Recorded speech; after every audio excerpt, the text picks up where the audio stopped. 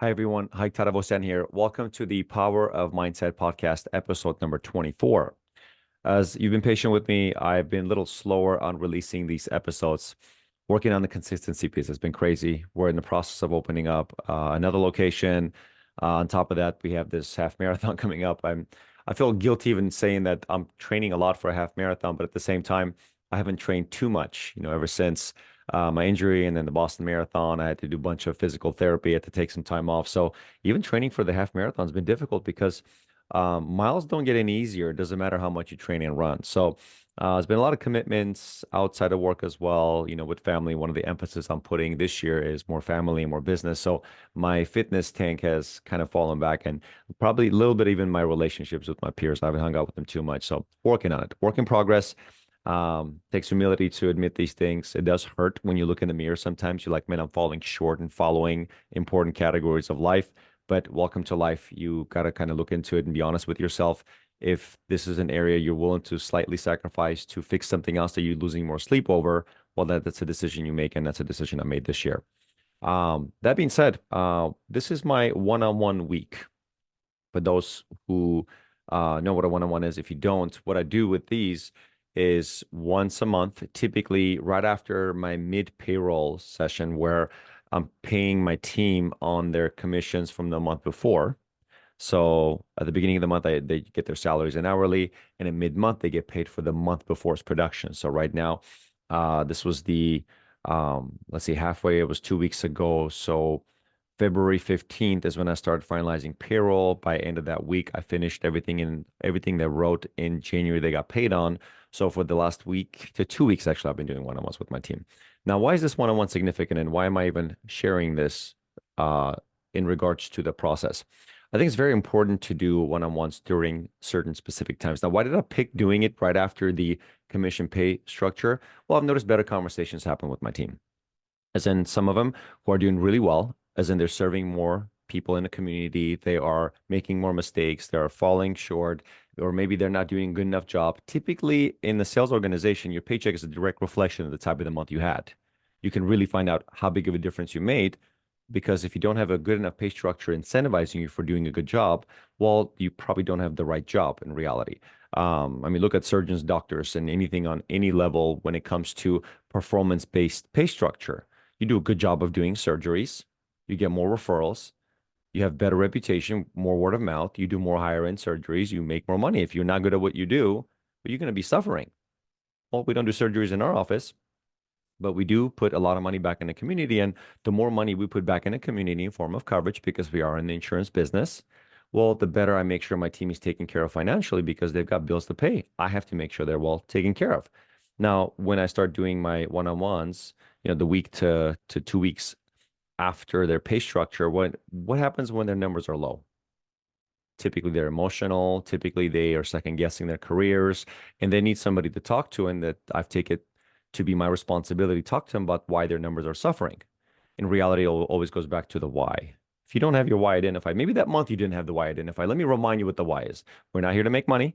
We're not here for greed. We're not here to buy the fancy car. We're here to put more money back in a community in form of coverage, right? So when we identify the why, the how becomes easier. So you know how to make more money, how to have a bigger paycheck. So that's a piece I talk a lot about. And during this one-on-one, something very interesting came up. And if there's a title to this podcast episode, I'll call it, maybe we can call it At What Cost? Like, at what cost did you go for something? Because there's a cost to everything, right? You do, again, like I'm focusing more on business and family this year, but my health, my fitness goals, and some of my friend relationship, that guys I'm used to hanging out with, I'm not doing that much anymore. Why? Because I'm putting a lot more time, emphasis on business and in my family this year. And it's been different years before. The years where I committed to an Ironman race or I committed to Boston Marathon, I was training a lot more. I was working less, right? So business felt certain lag. So there's a book I took from a good friend of mine. I was in California on a speaking engagement. My good friend Alan Sarafian, which I'm looking forward to interviewing him on our podcast episode soon. I've heard of this book before. I've never read it. I've read similar things around Stoicism, but this book was called The Daily Stoic. It has 366 daily meditations, and loved what he said that he tries to read these to his kids, And when I read a few through the pages, I'm like, man, I'm going to order one so I can do this with my kids too. But this is why you get yourself around winners, because winners do winning things, winning habits. They avoid doing losing things, losing habits. And then I'm going to make sure my children learn valuable lessons early on. Loved hearing that. And I'm focused on that as well through the Bible, through other things that I read, through quotes. I actually use my cell phone. And my cell phone, I put both of my boys' names, and we always talk about quotes. Like, what are their favorite quotes? I run a lot of quotes by them. We talk about them. So if they like it, I write it down. So if I ever go search for like David or my son Armand's name in my phone, there's in the notes section, even though they don't have phone numbers, there's notes, like list of notes of quotes they like. So often we revisit those. So what I've been doing is I've been reading this to my kids, and this interesting page came up. And I ended up having this discussion in regards to this page quote by Seneca, as a philosopher from Italy. And I've had this conversation with every single one of my leaders in my office. I'll tell you guys why I think this was significant. So anybody's looking to have a good, meaningful conversation, whether if it's your children, your spouse, your people within your organization, this will be an amazing place to spend time talking about this, because there's a concept I've been pushing my team, and I've been in front of my team for years talking about the same thing. It's never be ruthless or be relentless. As in, you ruthless, I'm going to win. I'm going to take people with me. I'm going to outwork the competition. I'm going to wake up early. I'm going to work out. I'll take my ice bath, whatever it is. This relentless routine. No matter what, I'm going to get the good stuff done.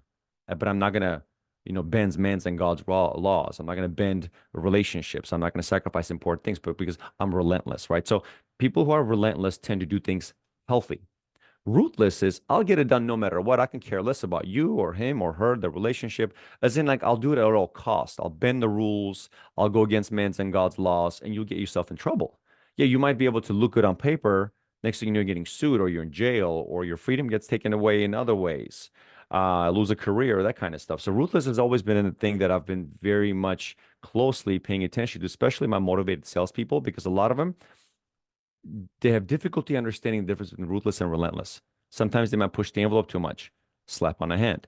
Sometimes they might do things at the cost of relationships within office space, slap on the hand. Sometimes they may be doing things that are against the rules and regulations I have, slap on the wrist. So this is why we continuously talk about these things.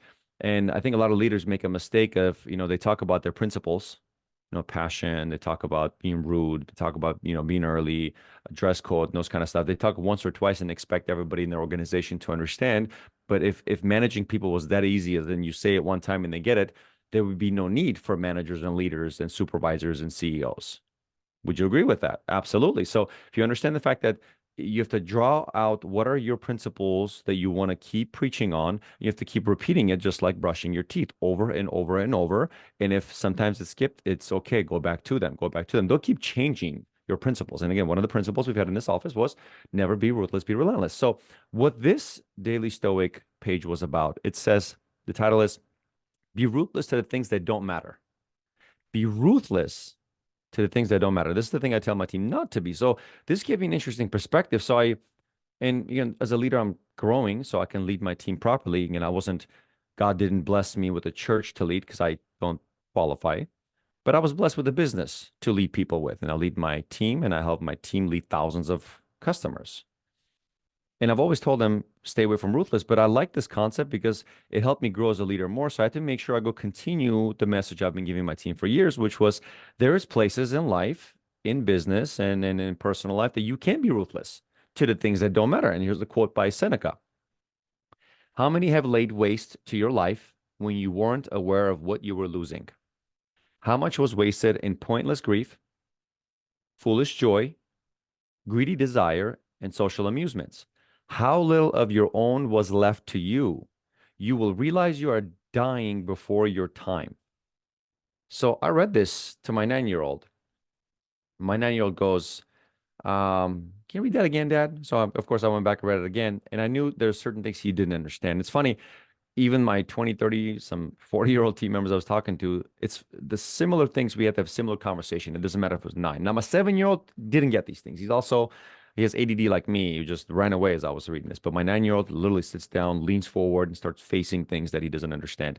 Where my 7, I think, is too young. He just runs away when he doesn't understand something. It's work in progress. But similar things, conversation I had to have with my team. And I talked about how much was wasted in pointless grief? Let's think about that for a minute, right? We are biologically actually built to think about fear, if you think about it, right? And I've covered this and I've said this a million times as part of my principles too, right? Don't be fear driven because 98% of what we fear never happens. And the two is very manageable. So the things we were afraid about yesterday, well, what's going to happen tomorrow doesn't really happen. And what did that do? That took away the very gift of the present moment we had, which if we're not present, we can't utilize the opportunities the present brings. Therefore, the present no longer becomes a gift, becomes a curse. And pointless grief is a huge part. Again, this was written like 2,000 years ago by Seneca. I believe he died 65 AD. So this was written such a long time ago by somebody in such a high conscious level to talk about pointless grief, which really goes back to connecting the fact that human psychology hasn't really changed. Over 2,000 years ago, we had pointless grief too. Because right now we can blame the social media, the news, and whatever the grief it is today that we're worried about, the economy or the next president or the neighbor who moved across the street or whatever it is, right? So we have all this pointless grief we think about, which leaves us no space to have good thoughts. And it's very important. And as I'm explaining to my 9-year-old or my 20-year-old team members and people that I'm leading within my business, pointless grief, especially in the insurance business, where our phone calls are grief phone calls, as in complaint phone calls. Nobody's calling our office to tell us that we're doing a good job. The ones who are not calling us that we're doing a good job for are not calling us, period. Why? Because there's an expectation. I'm paying you money to do your job.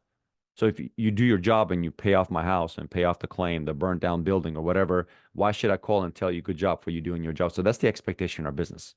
Yes, we get some flowers here and there, but usually the phone call that comes into this office is complaint, billing complaints, issues with their, claim, money, right? We're not getting what we expected. Hey, I put $40,000 of upgrades to my car. Why am I only getting 39.99? That's a joke. But for those of you who are car enthusiasts will understand that your parts are not fully covered. So pointless grief. Think about that for a minute. I do this all the time, and it takes away from my ability to be able to be present and underutilize my opportunities. It could be a date night with my spouse. Imagine if I'm thinking about the pointless grief of work. I got tomorrow morning. I got to wake up and go do payroll. If I don't do it, team is going to get paid late. Oh, I got to do this, and I didn't respond to this email. Oh, I got a complaint. Oh, I got this client that wants to talk to me, and he wants to complain to me about this employer. There's this lawsuit. The lawyer is going to call me tomorrow. So I'm taking away from the ability to have a good conversation with my spouse during a date night because of what? Pointless grief. Again, written 2,000 some years ago. It tells me that people have not changed much. So therefore, no matter what conditions happen in life, we're going to have pointless grief. But by just facing this blind spot, knowing that's taking away our ability to be present, well, it helps you with a little bit more of your blind spot, right? You can just see now you can actually merge into the lane that you're merging into, or maybe avoid it because there's something there. So the pointless grief, yes, we waste a lot of time in that space. Foolish joy. So my 9-year-old David goes, "What's foolish joy, Dad?" I'm like, "Well, you know how you always want to play video games?" And I said, "Just for the weekends." "Yes, Dad, I know." I'm like, "Foolish joy," because there's absolute no benefit of you wanting to play video games all the time. Absolutely none. Now, if you tell me you had a hard week, because my boys are busy between school, they have jujitsu, then they have Muay Thai, they come home, between homework, they barely have like an hour in the evening to do something fun for themselves, like watch cartoons or something. We keep them busy. And then we read the Bible, we pray, and we go to sleep. That's 5 days a week, routine for us. Weekends, I have a routine for them as well. Make them come clean the office. Then we can have some time to play video games. And then birthday parties, you name it. Busy weekends. But how much of it is foolish joy? How much of the foolish joy things we're committing to have fun, to entertain ourselves by knowing that entertainment absolutely did nothing? Because we are creatures of entertainment. We want to make sure we're just always doing something fun. But in reality, we confuse joy with fulfillment.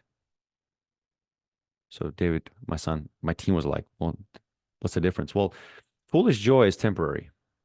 If you take joy away, what are you left with? You and your own thoughts, and typically your boredom. Are you fulfilled? Because some people who are not okay not being entertained, not having joy, they cannot have fulfillment because they just don't know. They're just chasing foolish joy too much. They have to do the drugs. They have to do the alcohol. They have to do the foolish. They have to go play their game. Or, for some of the adults, it's addictions too, right? So how much time do we waste doing foolish joy? There's absolutely no benefits. It doesn't allow us to have time to ourselves to be okay and content with what we have, be okay with boredom, be okay with being alone, be okay with reading a book? Well, a lot of people, as soon as they go into their thoughts, they're depressed. They have anxiety because they're too busy chasing foolish joy. The next one is greedy desire. See, that's a piece I struggled with for years. I think I'm getting better. I'm working on it because I'm glad somebody wrote about it, and I've been reading a lot more about foolish desire. Bible talks about it too. But greedy desire, is what I want to do. Greed. I was recently asked the question.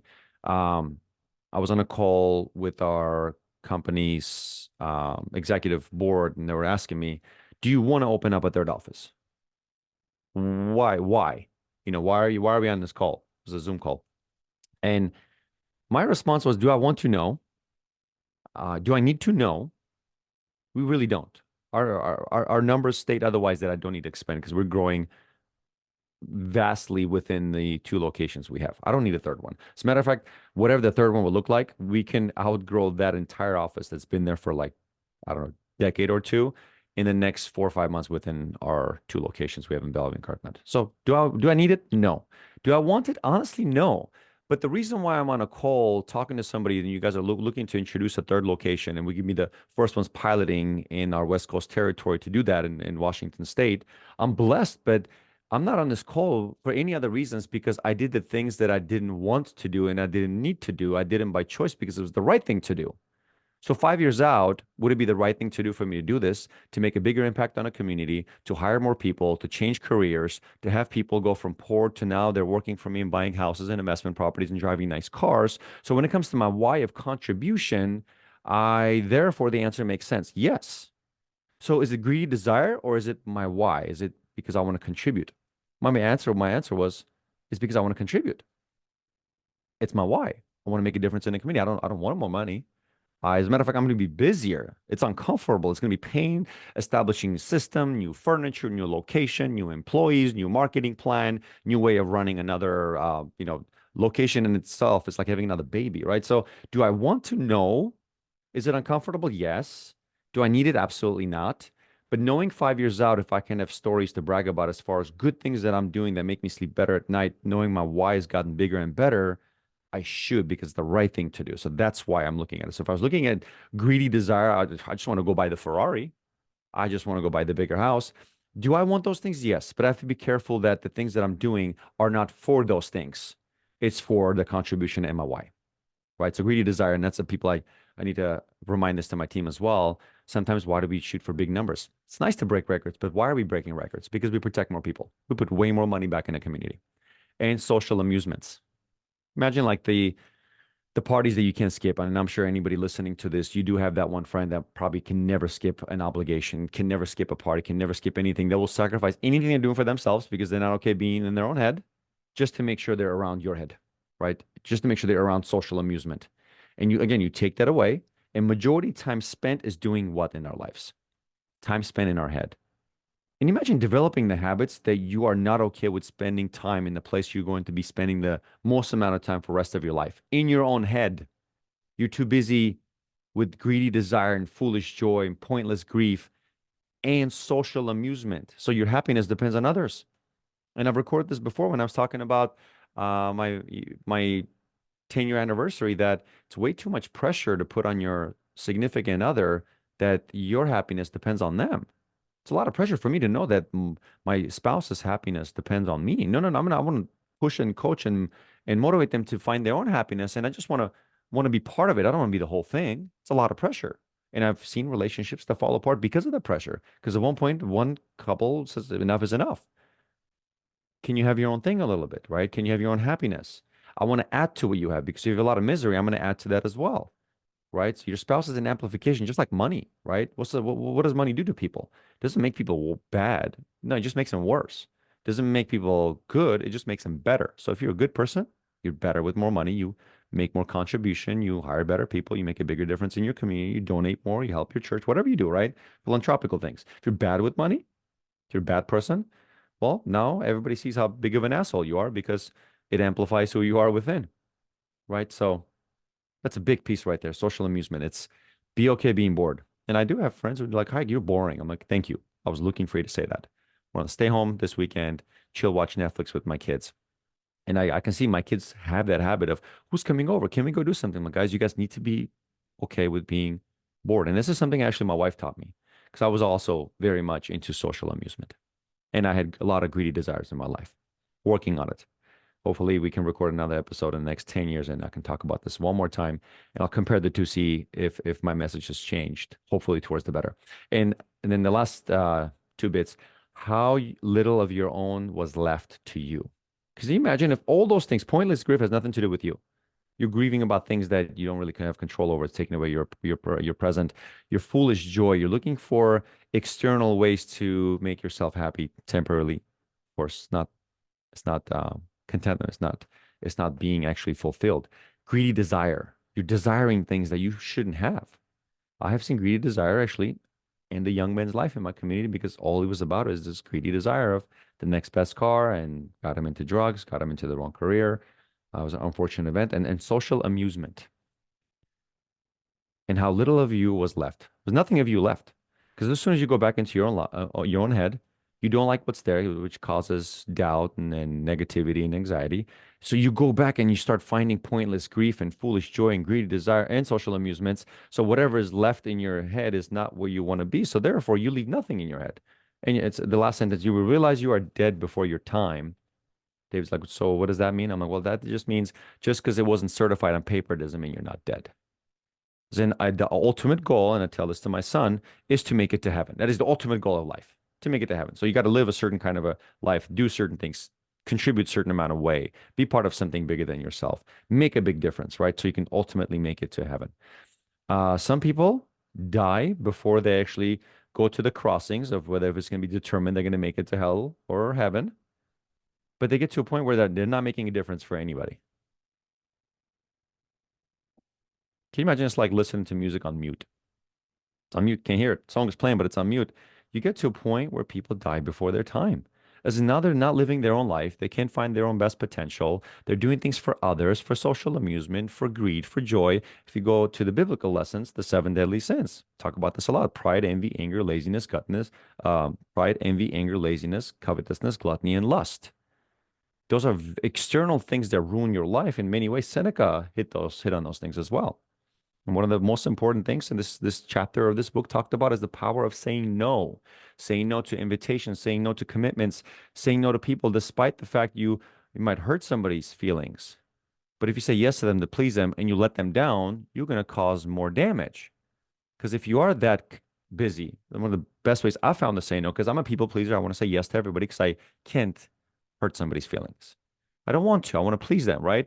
But if you're going to have all these commitments and you're going to say, yes, they're temporarily happy, but long term let them down and disappoint them, you might want to have that honest conversation. I've got so much on my plate right now. I want to say yes to you. It's hard for me to say no to you because I love you. I appreciate you. You mean a lot to me. You're a good person. Whatever the reason why you can't say no to them. But I just don't want to make it worse because I think I will, knowing how I'm stretched thin. I don't have the bandwidth to be able to take on another commitment because I would hate to let you down. For the same reason why I have difficulty saying no to you, I have to because I would hate to let you down and you'd be disappointed with me. I just don't want that to impact our relationship.